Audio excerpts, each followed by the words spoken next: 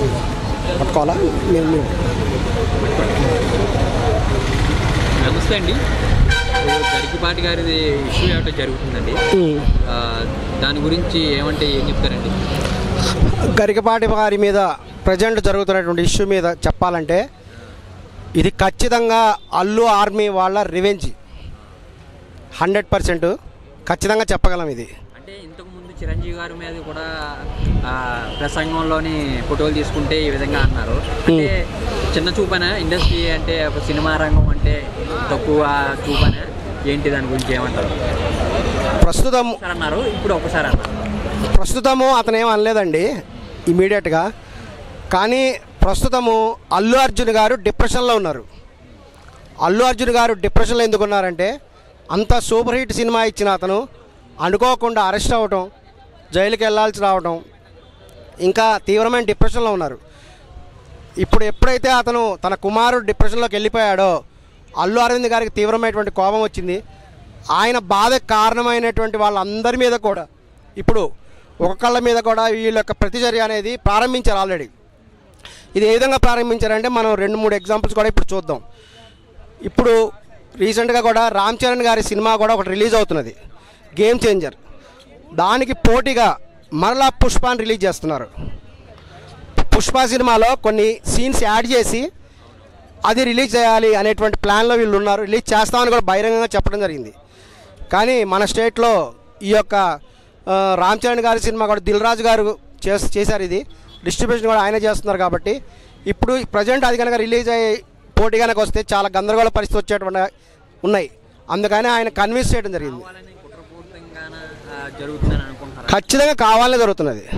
ఎందుకంటే పుష్ప ఇప్పుడు మళ్ళీ రిలీజ్ చేయాల్సిన అవసరం ఏంది? ఇప్పుడు కావాలంటే ఫిబ్రవరిలో రిలీజ్ చేసుకోవచ్చు కదా. కరెక్ట్గా గేమ్ చేంజర్ రిలీజ్ అయిన టైంలోనే పుష్ప అనే సినిమా మళ్ళీ రిలీజ్ ఎందుకు అవ్వాలి? ఫిబ్రవరిలో చేసుకోవాలి. ఇప్పుడే చేయాల్సిన అవసరం ఏంటి? ఇప్పుడు ఆల్రెడీ కొత్త సినిమాలు, డైరెక్ట్ సినిమాలు 3 సినిమాలు వస్తున్నాయి కదా. ఇదే టైంలో చేయడం అనేటువంటిది అది ఖచ్చితంగా వాళ్ళ యొక్క ప్రతీకార చర్య. గేమ్ చేంజర్ని దెబ్బతీయాలి అని ఖచ్చితంగా ప్లానింగ్ స్టార్ట్ అయింది. ఇంప్లిమెంటేషన్ కూడా జరుగుతున్నది. అదే ప్లాన్ తోటి వీళ్ళు స్టార్ట్ చేశారు. ఇక్కడైతే దిల్ రాజు గారు ఇన్ఫ్లుయెన్స్ చేయడం జరిగింది, రిలీజ్ చేయకుండా ఆయన ఆపగలిగారు. కానీ వీళ్ళు మన నార్త్ ఇండియాలో ఖచ్చితంగా హిందీలో మటుకు పుష్ప సినిమా గేమ్ చేంజర్ పోటీగా రిలీజ్ చేస్తామని చెప్పారు.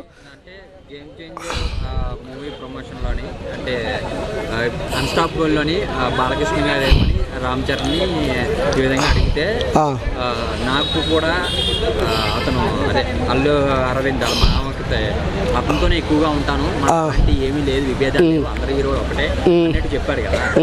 మళ్ళీ వాళ్ళిద్దరికి ఎలాంటి పైకి చెప్పడం కాదండి, ఇది మనకి ప్రత్యక్షంగా కనబడుతుంది కదా. అల్లు అర్జున్ గారికి మెగా ఫ్యామిలీకి మధ్య ఇదివరకు పరోక్ష పోరాటం ఉండేది, ఇప్పుడు అది ప్రత్యక్ష పోరాటంగా మారిపోయింది. ఇప్పుడు డైరెక్ట్ ఇంతకుముందు పరోక్షంగా ఉంది. మీరు ఖచ్చితంగా చూడండి, Pushpa 2 cinema pre release function జరిగినప్పుడు చిరంజీవి గారు ఫంక్షన్కి ఎందుకు రాలేదు? ఆయన రావాల్సింది కదా. తనకంటే అల్లు అర్జున్ గారి కంటే ఎవరు ఆయనకి ఇంపార్టెంట్? ఖచ్చితంగా రావాల్సింది. ఎందుకంటే ఇంత పెద్ద బడ్జెట్ సినిమా తీసినప్పుడు ఆయన రావాల్సింది. పోనీ చిరంజీవి గారు బిజీగా ఉండి రాలేదు, పవన్ కళ్యాణ్ గారు రావచ్చు కదా, ఆయన ఎందుకు రాలేదు? కనీసం నాగబాబు గారు రావచ్చు కదా, ఆయన ఎందుకు రాలేదు? ఎవరు రాలేదు. పుష్ప 2 సినిమాని మెగా ఫ్యామిలీ ఎవ్వరు కూడా డైరెక్ట్గా సపోర్ట్ చెయ్యలేదు. ఇది ఖచ్చితంగా డైరెక్ట్ కనబడుతున్నది. ఇది ఇంటి మీద దాడి చేసినప్పుడు అదంతా ఆయిల్తో కొట్టడం కానీ వేరే కర్రతో కొట్టడం. అవును, అల్లు అర్జున్ చిరంజీవి ఇంటికి వెళ్ళాడు. చిరంజీవి అంటే నార్మల్గా అతని దగ్గరికి సపోర్ట్ గురించి వెళ్ళాడు అని కొంతమంది అంటున్నారు కదా. అవును, సపోర్ట్ గురించి యాక్చువల్గా అల్లు అర్జున్కి ఎవరికి ఏంటంటే తను ఇప్పుడు మంచి స్టార్ హీరో అయిపోయాడు. అతనికి మెగాస్టార్ గారికి మధ్య ఇక ఈగో ఫీలింగ్ జరుగుతున్నది. అసలు మెగాస్టార్ చిరంజీవి గారు మా వల్లే పైకి వచ్చాడు అనేటువంటి ఉద్దేశంతో అల్లు అర్జున్ గారు మాట్లాడుతున్నారు. అసలు చిరంజీవి గారు వచ్చినప్పుడు ఆయన్ని పైకి తీసుకొచ్చింది అల్లు అర్జున్ గారు, మా తాత అయినటువంటి అల్లు రామలింగయ్య గారు. ఆయన పైకి వచ్చాడు, లేకపోతే చిరంజీవి గారు ఈ పాటికి ఎక్కడో రోడ్ల మీద తిరుగుతుండేవాడు అనేటువంటి ఉద్దేశంతో అల్లు అర్జున్ గారు మాట్లాడడం జరిగింది.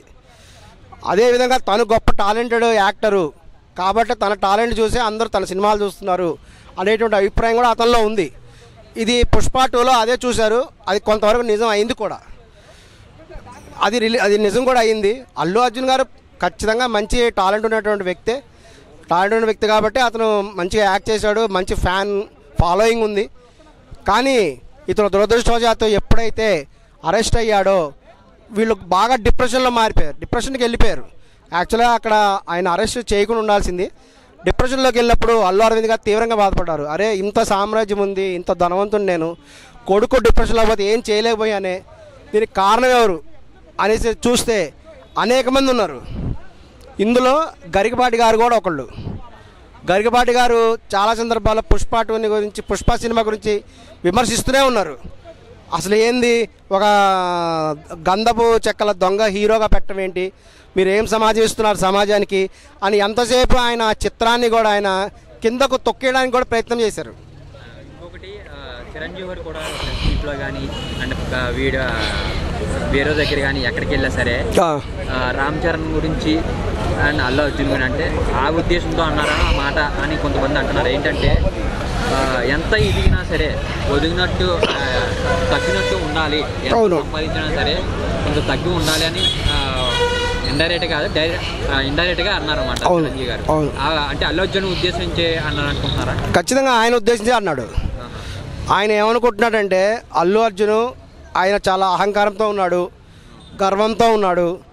అతను అల్లు ఆర్మీ అని పెట్టుకొని తన యొక్క టాలెంట్ వల్లే సినిమాలు ఆడుతున్నాయి అని అనుకుంటున్నాడు. యాక్చువల్గా చిరంజీవి గారి పాయింట్ ఆఫ్ వ్యూలో ఏంటంటే చిరంజీవి గారు తనను తాను ఒక రాజ్ కపూర్గా భావిస్తున్నారు. హిందీలో రాజ్ కపూర్ గారు ఎలాగా తన కుటుంబాన్ని అందరినీ కూడా సినిమా ఫీల్డ్లో తీసుకొచ్చారు, అనేక మంది హీరోలు వీళ్ళందరూ కూడా రావడం జరిగింది. అదేవిధంగా చిరంజీవి గారు కూడా తెలుగు రాజ్ కపూర్ లాగా వాళ్ళ కుటుంబం నుంచి, వాళ్ళ ఫ్యామిలీ నుంచి కూడా పవన్ కళ్యాణ్ గారిని, ఇక అల్లు అర్జున్ని, తర్వాత రామ్ చరణ్ తేజ్, ఇంకా చాలామందిని కూడా హీరోలుగా తీసుకురావడం జరిగింది. తనకు తాను ఆ విధంగా భావిస్తున్నప్పుడు ఎప్పుడైతే అల్లు అర్జున్ రివర్స్ అయిపోయి తన టాలెంట్ వల్ల పైకొచ్చా అన్నాడో అది ఖచ్చితంగా మెగాస్టార్ గారికి ఒక రకంగా అవమానం కింద లెక్క. కాబట్టి ఆయన ఇతనికి చెప్పడానికి ట్రై చేస్తున్నాడు, కానీ అల్లు అర్జున్ గారు వినట్లేదు. Thank you. వెల్కమ్.